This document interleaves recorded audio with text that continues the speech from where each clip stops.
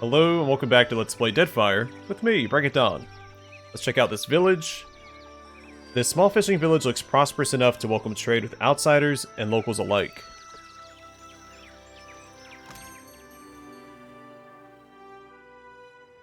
May as well clean house since we do get a 50% discount.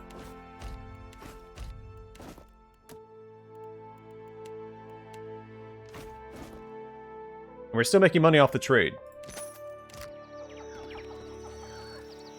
Well, let's continue on our merry way.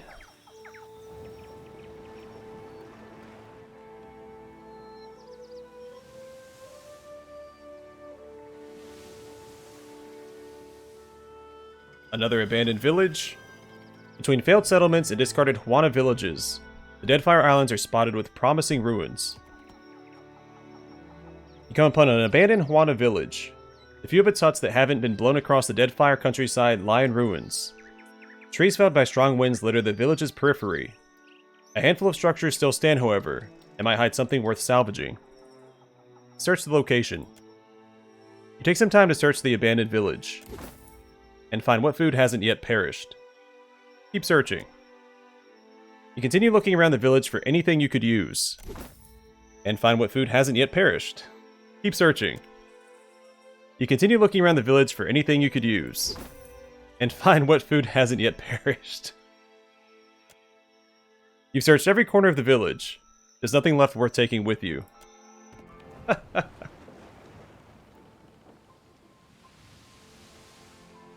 we'll start heading west.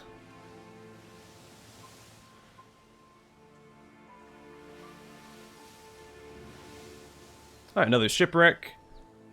Waves batter a splintered hull that doggedly refuses to sink. Whoever abandoned this may have left something behind. You stumble upon an ancient shipwreck. Its sails hang from the main mast like cobwebs, shredded by cannon fire and vicious winds. The ship's hull is cracked and bowed, but there may still be something inside worth salvaging. Sift through the wreckage. You take some time to explore the wreckage, and find a tattered old flag. Continue searching. You continue poking about the wreck, and find nothing of value. You've searched the ship top to bottom. There's nothing of value left. The first flag that we found. I think it'd be cool if certain factions had bounties for their missing colors, so that their enemies can't pose as them.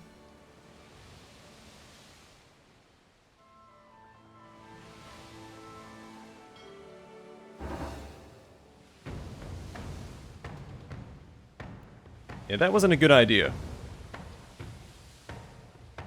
Oh, we don't have the Principe colors up. We need to equip those before we go to Fort Deadlight.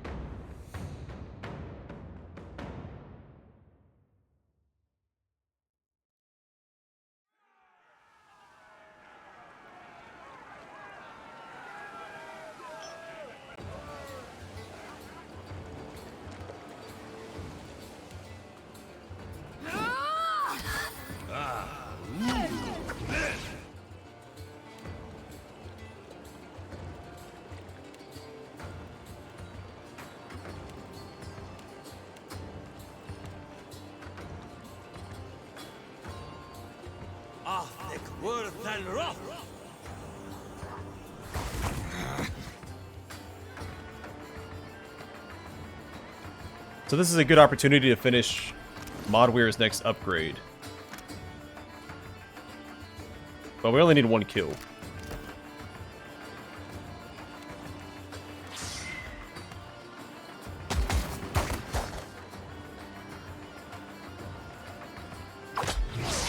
No good.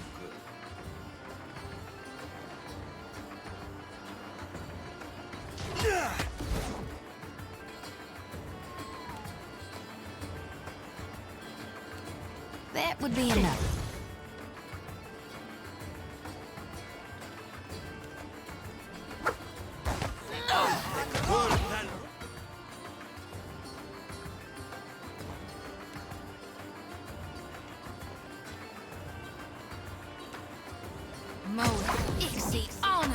This is futile!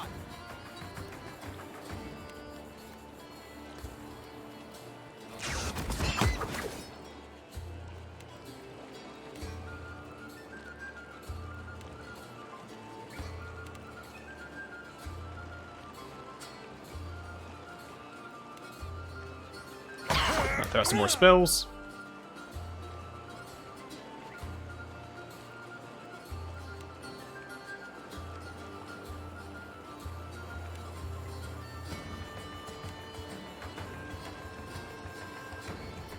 Can't whack him any harder. No more of that.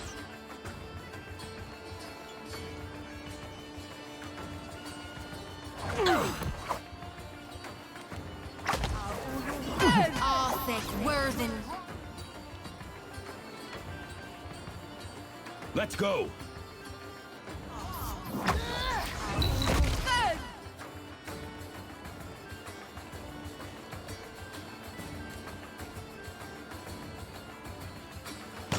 Take that. Rather difficult to concentrate. What can I do? Hang in there, Alof. Take him down.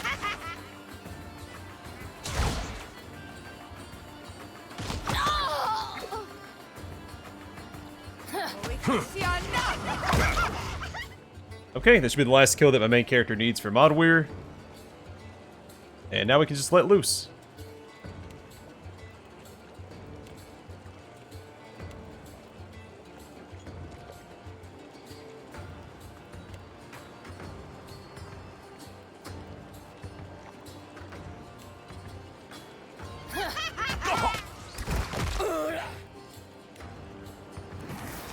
Mo, Ixie, on us.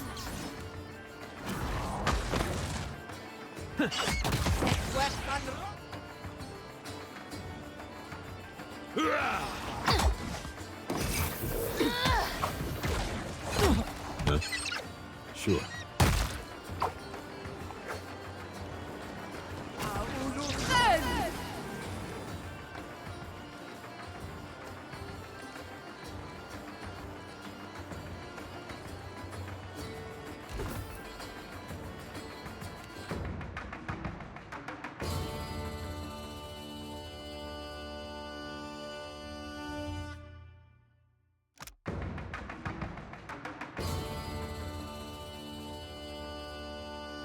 Alright, we'll speak with Modware once we stop somewhere.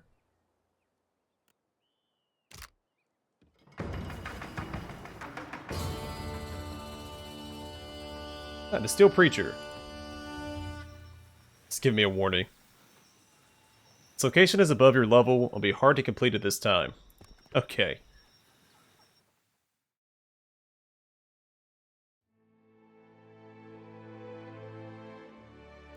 Yeah.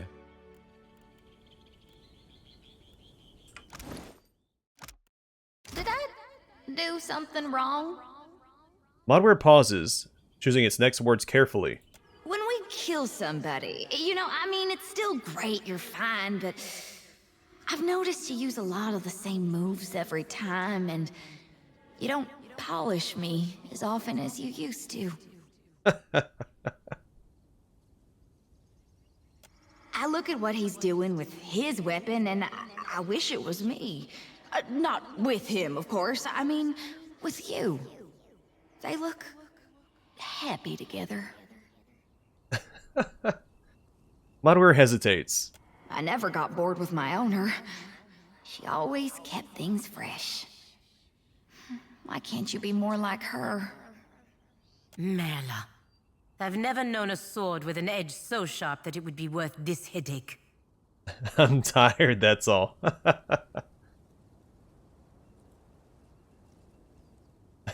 This conversation is hilarious. What is this actually about? You're not even trying anymore. It's like you don't care if I'm your sword or not. Modware pauses, trembling, as if it's trying to tamp down some unvoiced emotion. A lot of checks again. Benevolent, diplomatic, and insight. I don't think this is really about me. You think just because you helped me, used me to slice up countless monsters, that you know me? The sword shakes itself out of your hands and onto the ground, turning itself away from you. I know I shouldn't talk about her anymore. My owner, I mean. That part of my life is over. She made me. I tried my best for her. Always kept my edge. Why did she leave me behind? It sniffles. I need closure. I need to know why. What did I do wrong? When we find her, you should ask. I suppose even if we do find her, there's no guarantee she'll give me a real reason. Maybe it's stupid of me to want one. Anyway, thank you for listening.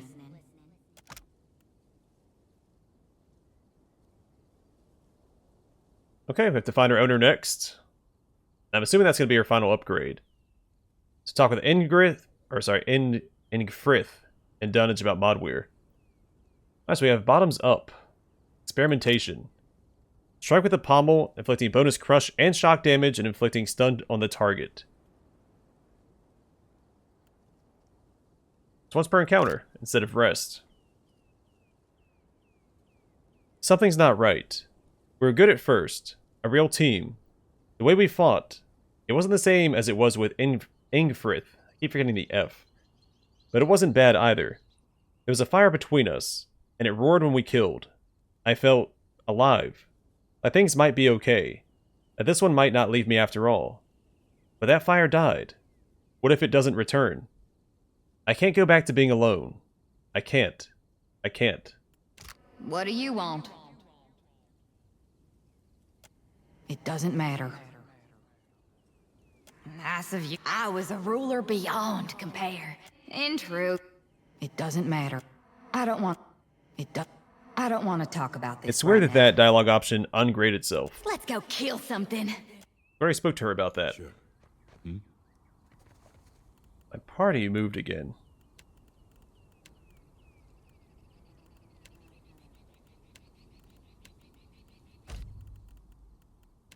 Huh? Enemies ahead.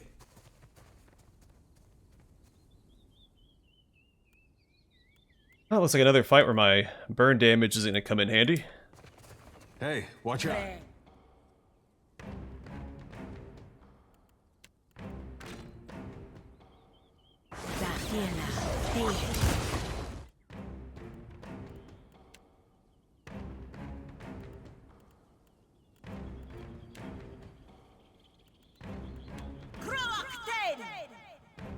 So the micronite enemies actually don't have burn resist.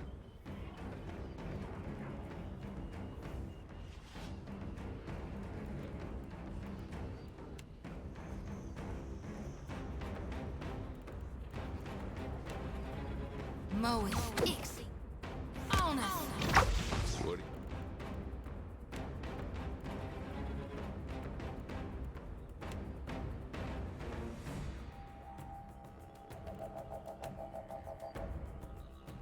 You need.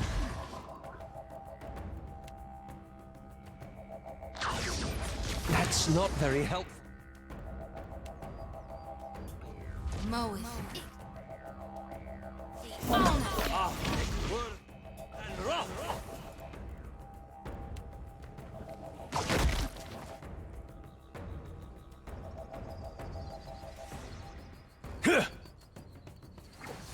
That's not.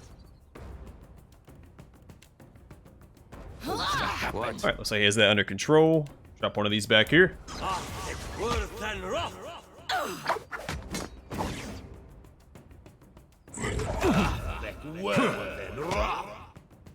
There's a walloping. Let's go. Very helpful. For the Republic! Yes.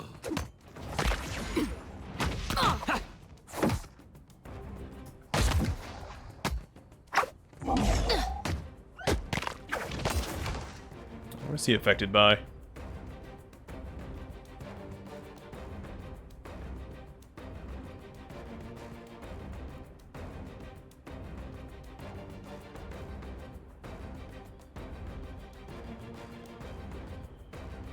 It looks like a negative effect. Well, not a big deal.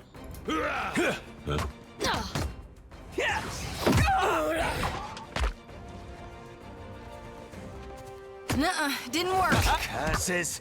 Got it.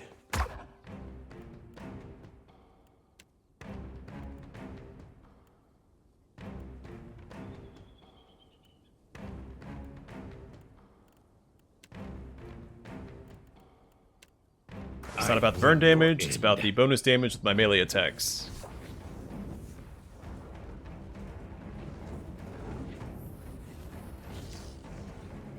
Lava beyond seek. Worth than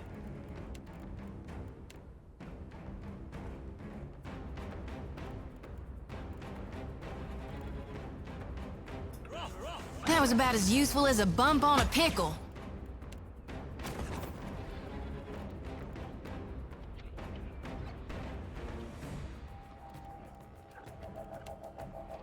I'll throw out more of those. Lava beyond seek.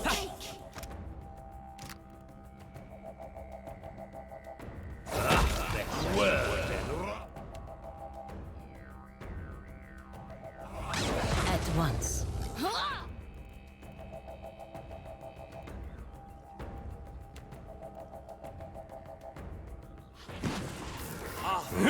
this thing isn't doing the job. Ooh, 3 whole damage. Good job, Aloth.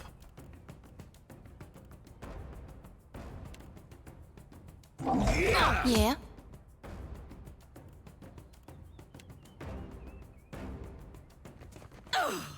That's not very helpful. What?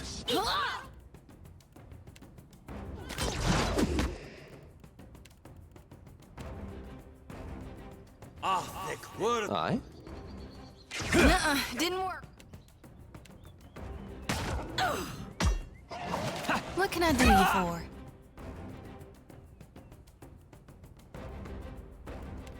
Lava beyond seek. That's not very helpful.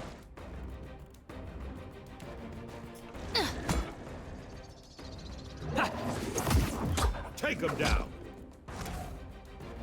Yeah, plus 35% damage. Go What ahead and now? use that up.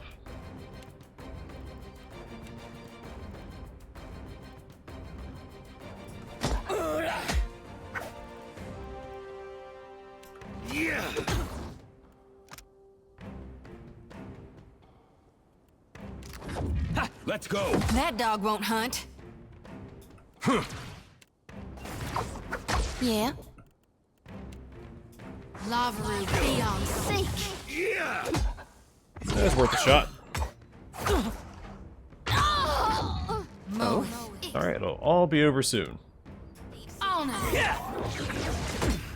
It is no use. I cannot get through. Let's hire it out. Yeah. Yeah. Take that.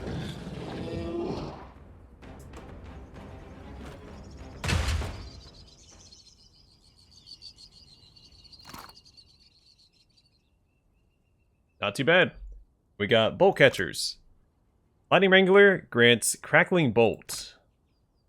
Caster becomes a living generator for a powerful bolt of electricity that streaks out in a straight line and bounces off of walls, harming anything caught in its path. Shock Repulsion, 20% chance to reflect incoming electricity attacks. And Storm Blows, 20% chance to launch a shock damage attack at target when scoring a melee weapon crit.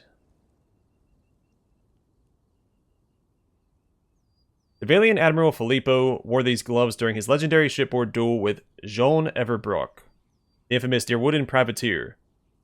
At the height of the duel, with their respective crews clashing in a bloody melee all around them, the two commanders engaged in mutual combat beneath a storming sky.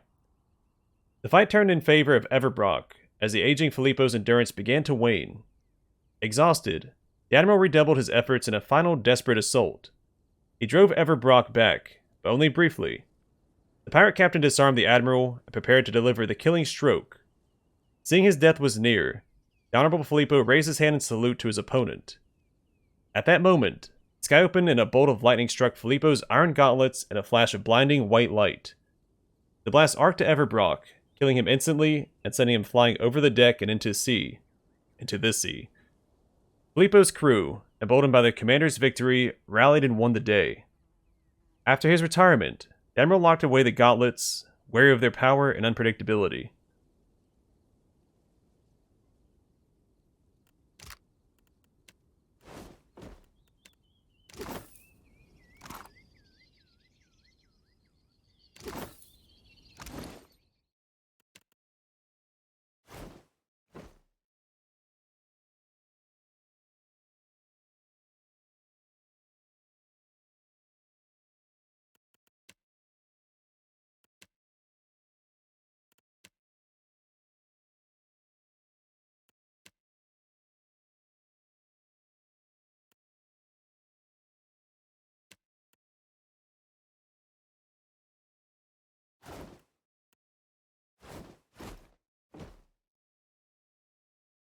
So what do we lose by losing 1 dexterity? You are too kind, Watcher.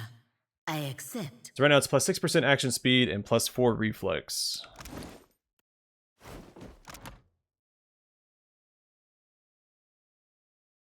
So it halves my action speed. Okay.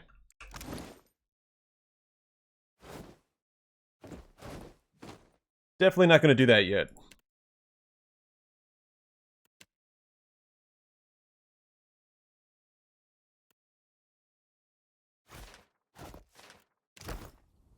Well, don't see why not.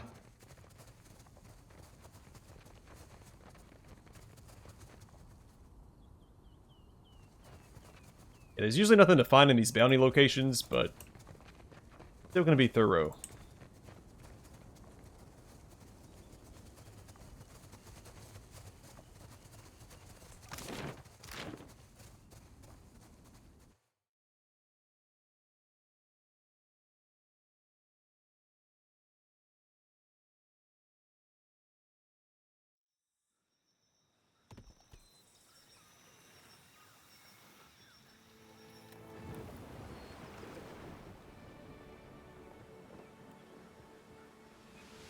Alright, well, since we're here...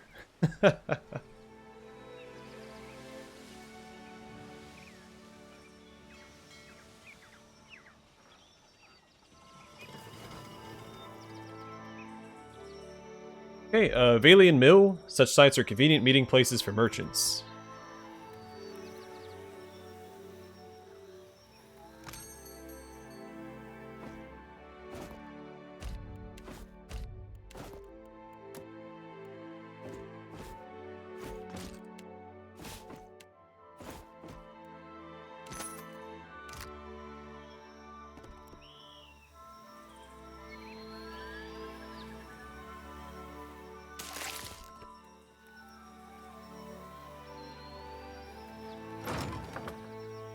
Okay, another burial site. Valian settlers brought their burial traditions with them to the Deadfire, which include orderly graveyards like these.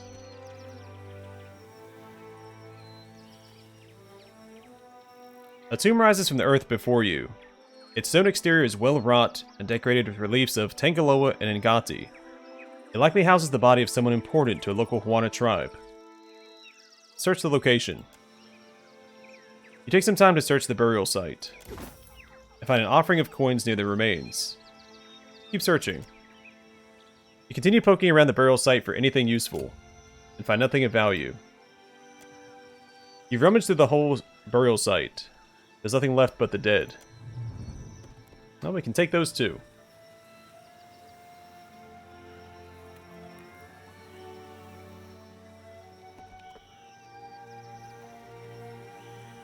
Alright, another ruined tower.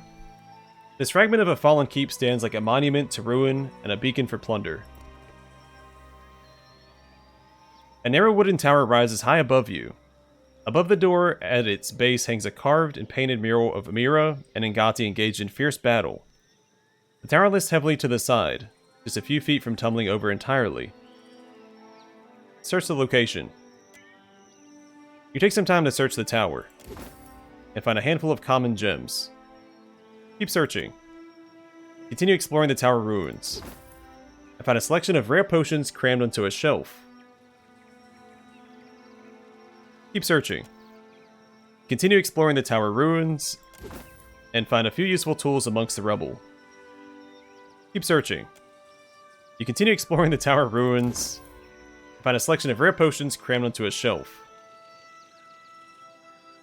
Keep searching. You continue exploring the tower ruins and find a tattered grimoire. Well, that's neat. Keep searching. Continue exploring the tower ruins and find a few useful tools amongst the rubble. You've searched every inch of the tower. There's nothing left for you to take.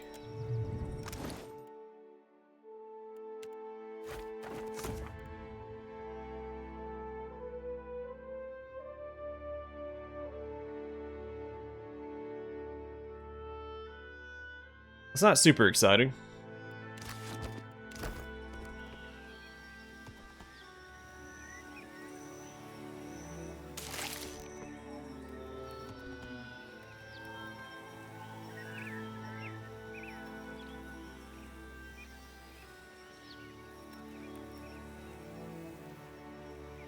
I'm trying to get to Fort Deadlight.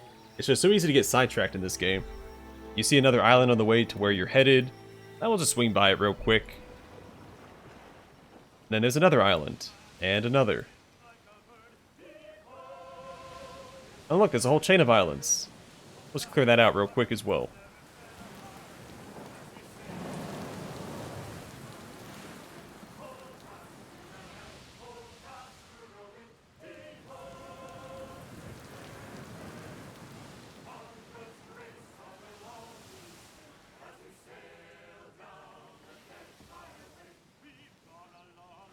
And of course, I like to map out around the island before I actually land.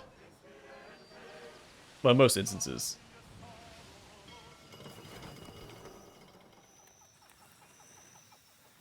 But we'll definitely reach Fort Deadlight next time.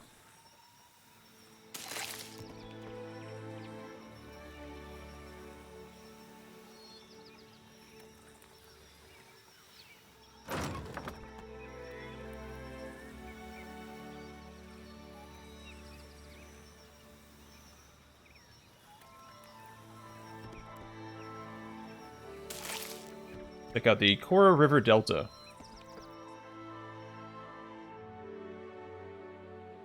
The deep river that flows down from the island's central mountains meets the sea here, expanding into a broad delta. The azure water spreads to the east, remarkably calm and quiet. Gulls hang in the air above the shallows, on the air, intermittently diving in pursuit of food. A weathered skiff rests on the shore, and a galleon sets at anchor a mile or so off the coast. Fresh footprints in the sand lead inland along the side of the river. Follow the footprints. You follow the path inland. Unlike the sea, the river's waters churn on their way down from the hills. On the far side of the water stands the crumbled ruins of an ancient tower. A huge lake, the river's source, spreads before you, ringed almost entirely by walls of sheer rock. It is fed by towering waterfalls that cascade down the island's rocky promontories. Near the shore, you see a group of kith, along with an ogre and imp, in freebooter dress. Approach them. Ahoy there! The pirates turn towards you as you approach, creating clearly confused glances at your abrupt appearance. One of the kith, a sharply dressed young man, steps forward, his hand hovering near the grip of his blade.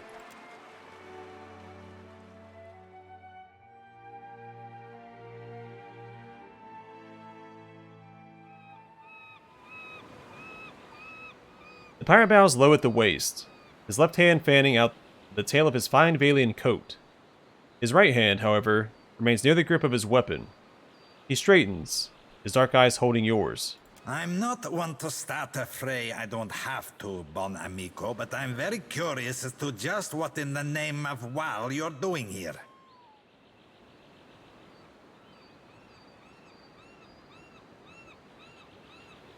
I happened by, and you look like someone worth meeting. I'm sure we just happened by ourselves. Still, the question requires asking and answering alike. Why are you here? That's a nice box you've got there. What's in it? A very large pile of none of your gods' damned concern. The imp crouched nearby giggles. Quiet, rat.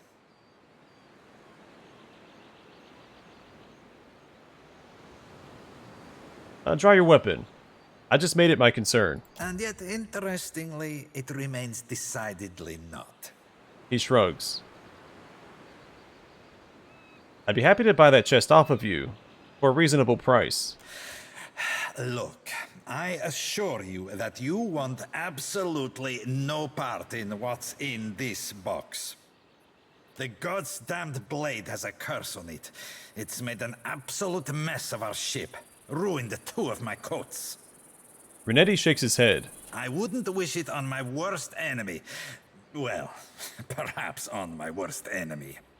He chuckles, brushing a knuckle across his chin. And some of my more boorish friends. That might provide an evening's amusement. A curse? What kind of curse? The details, I assure you, amico, are not fit for polite company. They're really quite, descant. Foul. I want to take the passionate option, but just tell me already. Renetti sighs and pinches the bridge of his nose. The men who made that damnable thing call it Pukestabber. It's an apt name, and that's all I'll say of it. Well, since we know it's a unique weapon of some kind, it's worth the money. Then you won't mind me buying it. I'd be willing to pay 450 obols worth of mixed currency for it. So give 8,100 copper. Dagger whistles. Renetti scowls at him. He considers, stroking his chin. 450 obles. That's a lot of gold. Or a lot of whatever you give me. We pirates and our mixed currencies, nah? Finally, he nods and accepts the very heavy purse. Here, for the chest. He hands you a small brass key. I hope you own an extensive wardrobe. Yeah, probably not worth it, but... If it ruined your shirt, well, fair warning fairly given, nah?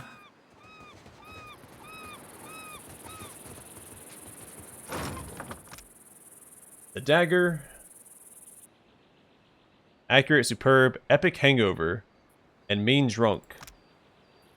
Pukestabber stokes the fires in the wielder's belly, infusing their mind and body with drunken rage. Increases melee attack speed and melee damage while under the effects of alcohol. What does a hangover do? Oh, didn't we have that ring from Oswald that prevents hangovers? This unsavory weapon has changed hands too many times to have an accurate account of its origin. The most agreed upon legend attributes a dear wooden shepherd and frequent tavern patron with its initial creation. Even this yarn tends to be told with slurred, ale-soured words. The only things truly known about the dagger are the contents of its construction, the rent, twisted remains of a cheap brass beer stein, and the dreadful effect it has on both its wielder and its victims. Pukestabber seems to bring out the worst qualities of a mean drunk, and mean drunks seem to be the only people who have ever carried it, though rarely for long. Unsurprisingly, such individuals tend to misplace or gamble away the weapon with alarming regularity, though it is most commonly taken by force after a drunken row or pointless bar fight. I have mad drunk. So 20% and 20%. Yeah, so the action speed and melee damage goes up by 5%. We also have numb. Minus 10% damage taken from melee attacks. So while under the effects of alcohol, the wielder is numbed, both physically and emotionally, increasing their resistance to melee damage. Then Epic Hangover. That doesn't tell me what that does. We have Debauchery. Pukestabber is imbued with the collective sickness and confusion of countless drunken nights. A well-placed strike passes them into the target, making any kith or wilder instantly vomitously ill. The chance to cause target to stop and vomit on critical hit. An Iron Stomach. Hangovers no longer cause vomiting, and bad food no longer sickens wielder. Well, since we have that ring, obviously we'd go with the Debauchery. Interesting. Okay, so we can build around that if we want to. Of course. Hopefully these guys didn't have any unique loot. We can try to steal from them. Oh no, I can't. I don't have Seraphim in my party.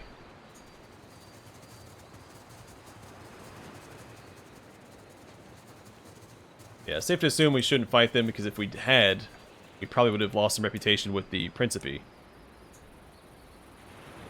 Alright, but for now, I'm going to call it here. Next episode, we'll continue exploring this island. We will make it to Fort Deadlight at some point, I promise. But for now, thanks for watching. I hope to see you guys in the next one.